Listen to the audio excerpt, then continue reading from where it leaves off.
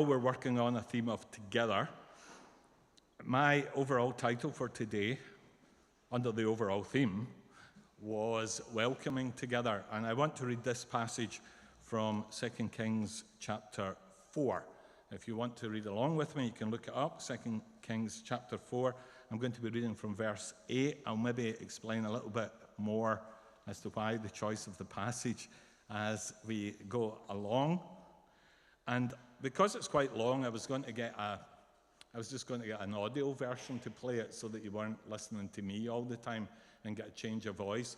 But there really are a couple of things in this story that are quite weird, and they need just a little bit of explanation. And yeah, I found this interesting, I have to say, which was why I stuck with the passage and didn't go for an easier one. 2 Kings chapter 4. That's the second time you've thrown that on the floor today. Well, I couldn't. Don't embarrass the congregation. Rule 2. More of that later. So from verse 8. One day Elisha went to Shunem, and a well-to-do woman, we'll come back to that phrase, a well-to-do woman was there who urged him to stay for a meal. So whenever he passed by, he stopped there to eat. She said to her husband, I know that this man, who often comes our way, is a holy man of God. Let's make a small room on the roof and put in it a bed and a table, a chair and a lamp for him. Then he can stay there whenever he comes to us. One day when Elisha came, he went up to his room and lay down there. He said to his servant Gehazi, call the Shunammite. So he called her, and she stood before him. Elisha said to him, he's speaking to the servant to speak to the woman. That tells you something. Elisha said to him, tell her, you've gone to all this trouble for us. Now what can be done for you? Can we speak on your behalf to the king or the commander of the army? She replied, I have a home among my own people. What can be done for her? Elisha asked. He's now asking the servant. Gehazi said, she has no son and her husband is old. Then Elisha said, call her. So he called her, and she stood in the doorway. About this time next year, Elisha said, you will hold a son in your arms. No, my lord, she objected. Please, man of God, don't mislead your servant. But the woman became pregnant, and the next year, about that same time, she gave birth to a son, just as Elisha had told her. The child grew, and one day he went out to his father, who was with the reapers. He said to his father, my head, my head. His father told the servant, carry him to his mother. That says something. After the servant had lifted him up and carried him to his mother, the boy sat on her lap until noon, and then he died. She went up and laid him on the bed of the man of God, and then shut the door and went out. She called her husband and said, please send me one of the servants and a donkey so I can go to the man of God quickly and return. Why go to him today? He asked. It's not the new moon or the Sabbath. That's all right, she said. The word she uses here is the word shalom, and whether that's all right is the best translation, I'm no expert, but I'm not sure. She saddled the donkey and said to her servant, lead on. Don't slow down for me unless I tell you. So she set out and came to the man of God at Mount Carmel. When he saw her in the distance, the man of God said to his servant Gehazi, look, there's the Shunammite. Run to meet her and ask her, are you all right? Is your husband all right? Is your child all right? Everything is all right, she said. The word she uses there again is this word shalom. When she reached the man of God at the mountain, she took hold of his feet. Gehazi came over to push her away, but the man of God said, leave her alone. She's in bitter distress, but the Lord has hidden it from me and has not told me why. Did I ask you for a son, my Lord? She said. Didn't I tell you? Don't raise my hopes. Elisha said to Gehazi, tuck your cloak into your belt, take my staff in your hand and run. Don't greet anyone you meet, and if anyone greets you, do not answer.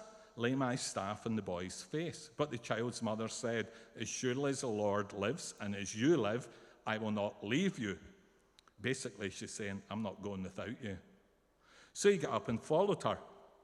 Gehazi went on ahead and laid the staff on the boy's face, but there was no sound or response. So Gehazi went back to meet Elisha and told him the boy is not awakened. When Elisha reached the house, there was the boy lying dead on his couch. He went in, shut the door on the two of them, and prayed to the Lord. Then he got on the bed and lay on the boy, mouth to mouth, eyes to eyes, hands to hands. Now that seems very strange to us, I have to say. And there's a whole variety of ways of interpreting this. Some say this was a medical practice to bring warmth. Other people, and I find this the easiest, say that the translation should be, and it's the word that's used later, crouched down or leaned over, which might make more sense to us. I don't know. It's a bit of a strange thing that we find in the passage here. So anyway, he got on the bed and lay in the boy, mouth to mouth, eyes to eyes, hands to hands. As he stretched himself out on him, the boy's body grew warm. Elisha turned away and walked back and forth in the room, and then got onto the bed and stretched out on him once more. The boy sneezed 7 times and opened his eyes. Elisha summoned Gehazi and said, "Call the Shunammite." And he did. When she came, he said, "Take your son." She came in, fell at his feet, and bowed to the ground. Then she took her son and went out. It's an interesting story.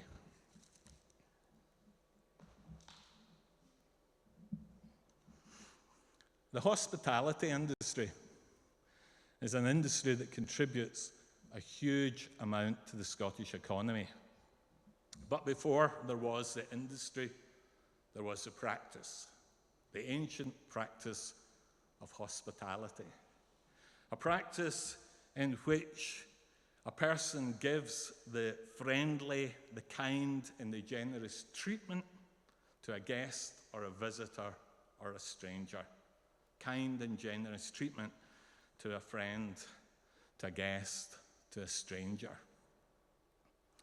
So with the kind of title of Welcoming Together, I began the process for this sermon of doing an internet search on all the passages in the Bible that teach us about hospitality. And this passage come up time and time again, at least the early verses of it, not the resurrection of the boy from the dead, but verses 8 to 17 come up repeatedly. So I read the passage. Then I read the whole passage. And then I read the chapter. Then I read the bit before the chapter, and I read the bit after the chapter. And really my question was, is this actually a passage that's meant to teach us about hospitality at all? Is this a passage about hospitality? And to be honest, at this point, there are many other easier and better scripture passages in the Bible if we want to come and say, this is what hospitality looks like, off you go and get on with it. However, my own kind of experience with the Bible and with scripture is when I find it a bit complicated, I like to hang in there for a little while and say, what on earth is going on in this passage? Whether or not this is a passage about hospitality, it's certainly a passage about a prophet. The prophet's name is Elisha.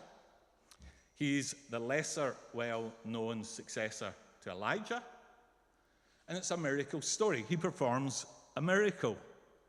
And this story is told, recorded, and retold to validate that Elisha is indeed a great man or a great person of God.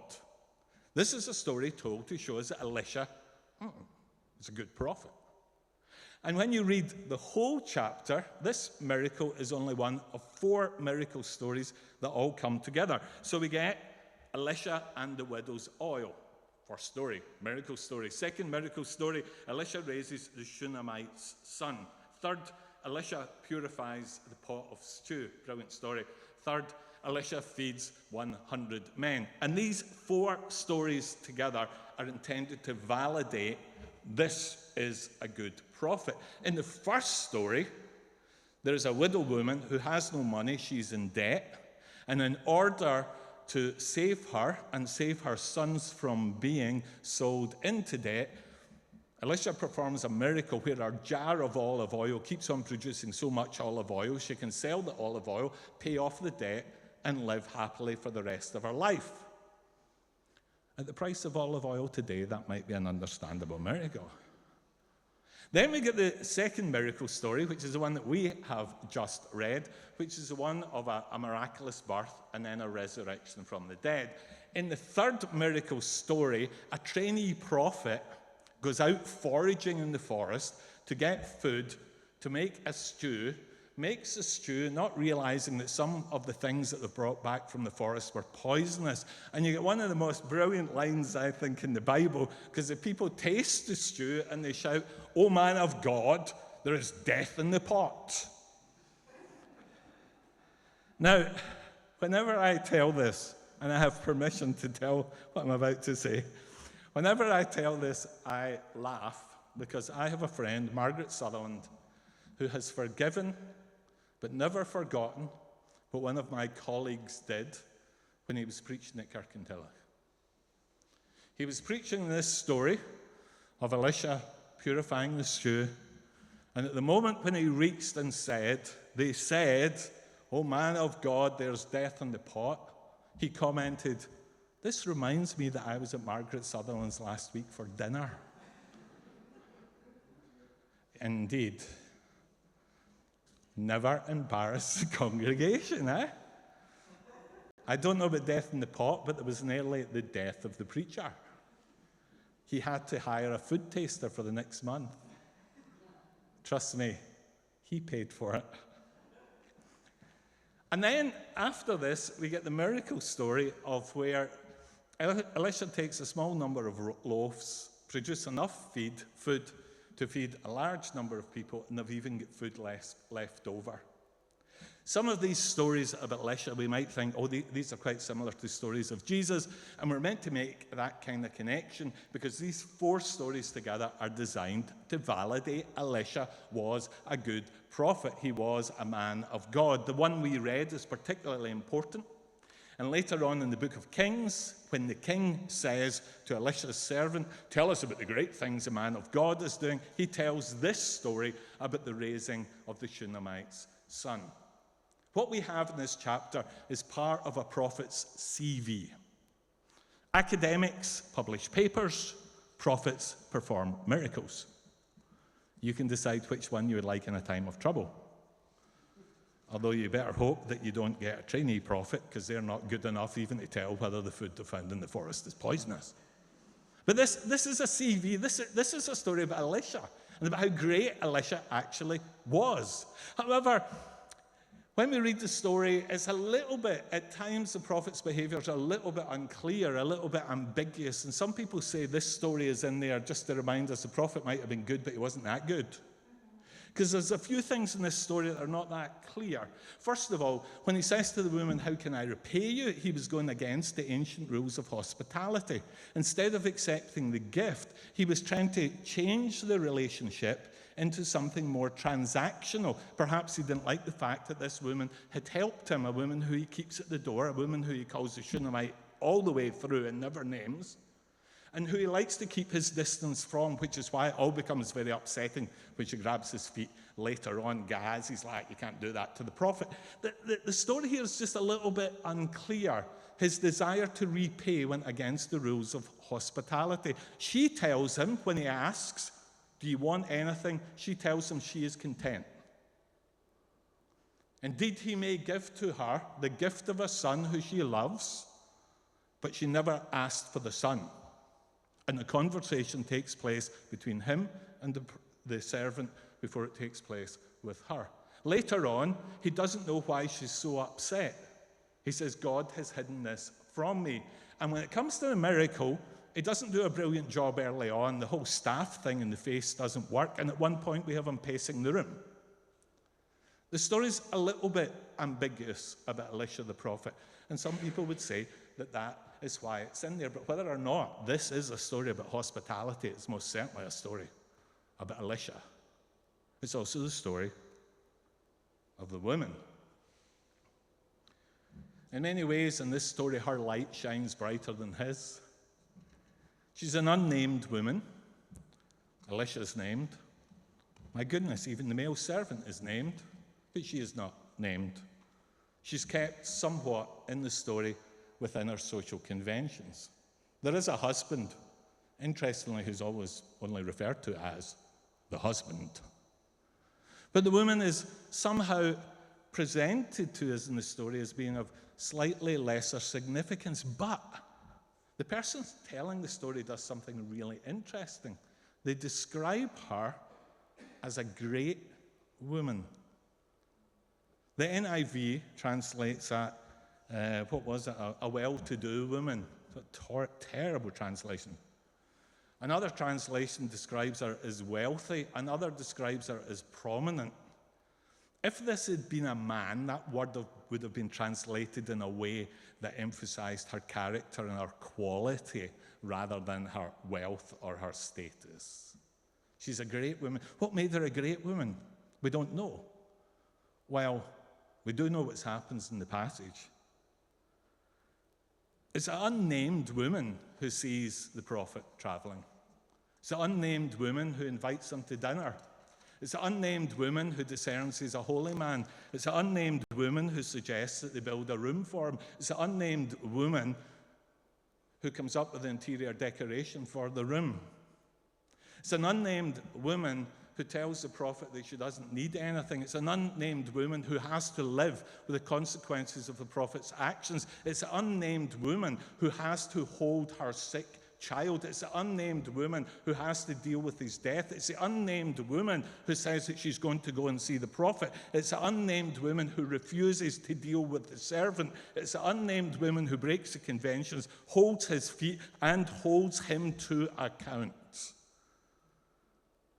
And actually later, this woman, unnamed, when famine comes in her land, will take her child away, bring him back, and go to the king and demand their lands back. A little bit like the support group that steals the show, or the co-star who wins the Oscar. Her light shines a bit brighter than Alicia's in this story. Or to borrow some BBC strap lines at the moment, this woman had no name to make, but she was certainly a lioness in this story.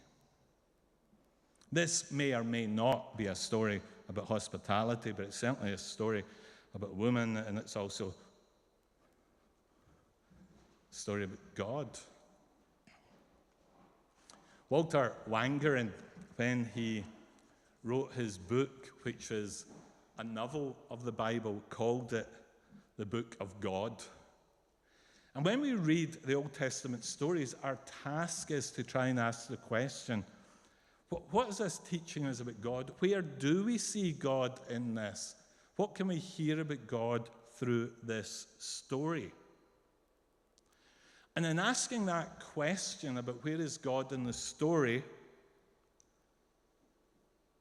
we should not see God as a sort of puppet master working the characters. Oh, here's Elisha the prophet. And he meets a Shunammite woman. And he raises his hand. And he puts his hand down. And God makes her do this, and God makes her do that. When we come to the Bible, this is such a wrong way to understand how God is at work in people's lives. Rather, when we look at the scriptures to see where is God present, we will find God acting, reacting, and interacting with the choices and the decisions of people in relation to God's will. That's where we have to look for God in the story.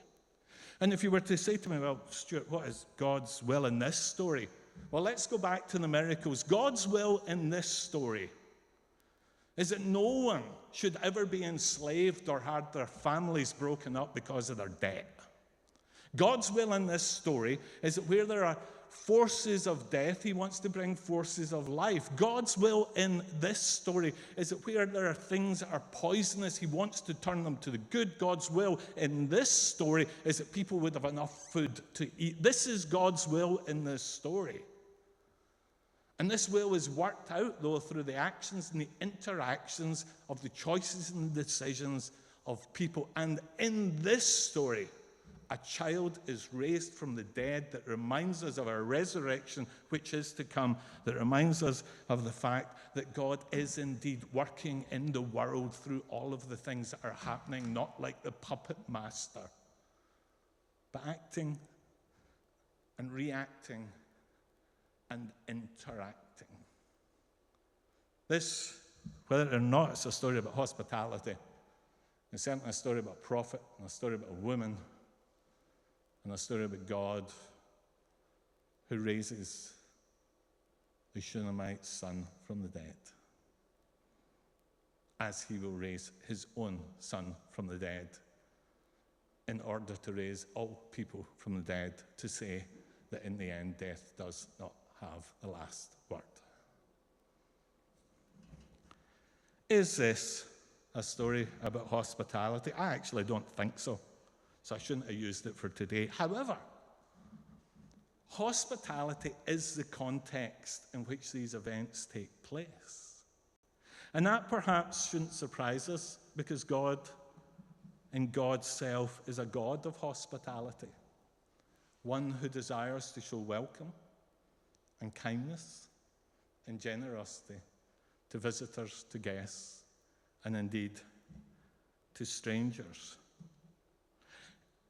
One of the things I love about what the woman does is she doesn't simply give the prophet food, but she gives him privacy.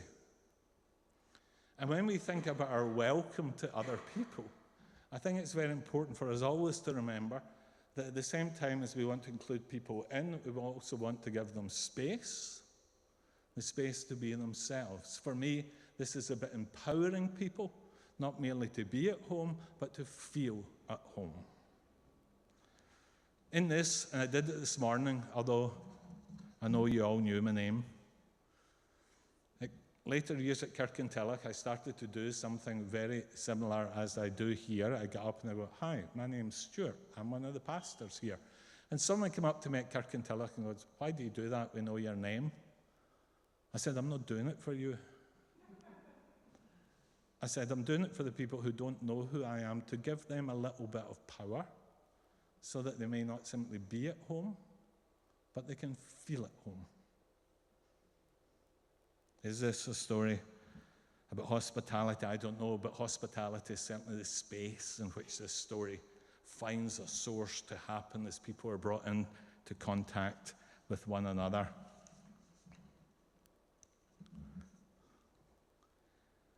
Nazim was a member of the Delta airline cabin crew, and he remembered.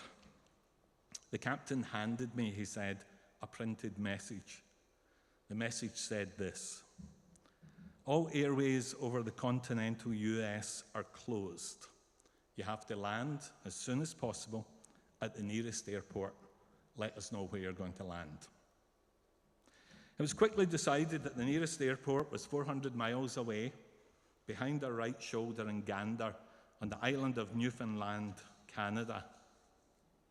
So it was on the 11th of September 2001, 38 commercial airliners with almost 7,000 people from almost 93 countries were stranded in Gander Airport, Newfoundland, where they would remain for 5 days. So it is on the 11th of September 2001, where a terrible tragedy was taking place. A community of only 10,000 people, used to only a few flights every day, gave the passengers the warmest of welcomes, opening up their homes, schools, churches, and anywhere that they could to provide accommodation for the people they affectionately called the plain people. One of the passengers said, "We deplaned and walked into Gander Airport, and immediately the first thing that happened is we were greeted with food and smiles. The whole community had mobilized." The mayor of the town described what happened. "On the first day, we had 7,000 strangers. On the third day, we had 7,000 friends. And on the fifth day, we had 7,000 family members." This remarkable act of hospitality was captured in the stage musical Come From Away, which was played in Glasgow last year. Our passage today, I don't think, was told and retold to teach us about hospitality, but it certainly shows us that hospitality is a space in which God can act, bring people together and interact in such a way as God can do God's work and will and action surprise us, because God in God's self is a God of hospitality who welcomes with kindness and generosity guests and visitors and strangers. We're going to be led in a song as we move into communion.